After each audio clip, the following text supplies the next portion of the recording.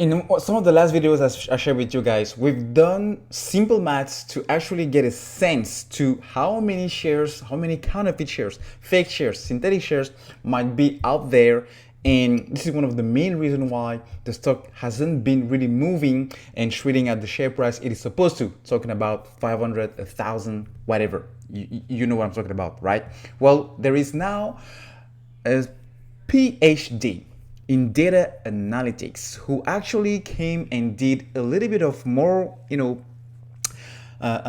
advanced math, manipulating the data we all know and are all official, and came out with something really, really, really interesting when it comes to guessing and having an estimate of the amount of synthetic shares. I can already tell you that it's in billions, and that is on a low gosh. So this is what she posted on Twitter.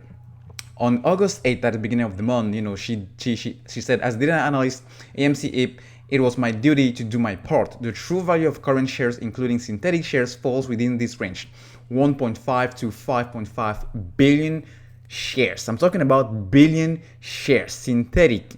So she made an adjustment to the math she did back at the beginning of the month, and she now said yesterday that the number is less than 1 to 2.5 billion shares. She calculated previously based on the save vote that we all, most of us, use in order to have that link between the amount that we own on our brokerage accounts and the vote we wanted to, on the question we wanted to see on the annual share meeting. Now, based on that, she's adding the filings on the quarterly that was being delayed, and she's actually coming up with this. So we all know that the current shares based on the 13F filing, which is the buying, and the NP filing, which is around this, what the ETFs own, the institutional owner, also owning. So we have a total non-retail shares of about 273 million. We all know 80% of retail owns the float, even though I know this might be a little bit over, but the rest own 20%. 273 million shares. So there are at least 1.3 billion shares out there. There are possibly a lot more shares, and definitely a lot more out there, because not all are reflected here. I also try to cross-check to make sure there are no double counting, so she deleted many rows of the data just to be conservative. This data might be slightly inaccurate, but the point here is to have a picture.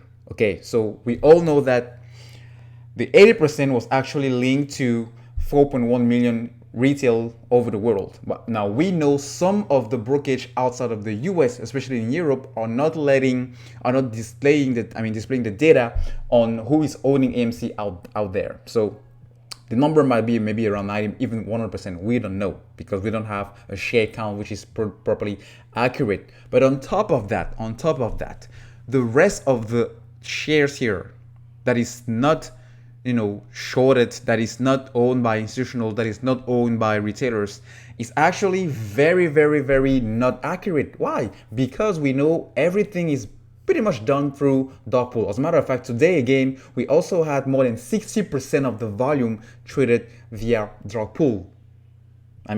How can you take that into consideration? Because these are dark pool, okay? No one knows exactly, except for the people themselves, the companies themselves trading there know exactly how many shares are there. But also keep in mind, we had Wes, the lawyer, who actually said he wouldn't be surprised if the amount of synthetic shares would be between 5 to 20 billion shares in AMC.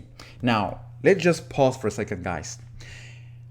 If a billion shares, just to be really, really conservative, if those, with so many catalysts, with SEC chairman saying we are looking at banning payment for order flow, this is definitely a big catalyst. If we have some major events coming in September, if we have the DTCC with the UMR, we have a lot of things that are actually going to play in the favor of the stock and potentially forcing the hedges into closing their positions. So if, let's say, we go with just 1 billion shares to be closed, guys, 1 billion shares to be closed will actually bring this to one of the share prices, the glitches we've been experiencing on the last month, where on a Singapore stock exchange, it was equivalent of $8,000.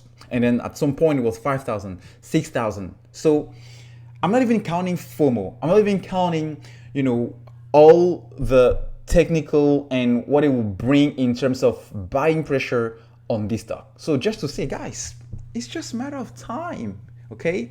You don't have to stress about it. It's gonna do what it's supposed to do in due times. This is another proof, another confirmation of our due diligence, our research, telling us that hey, we just need to sit tight.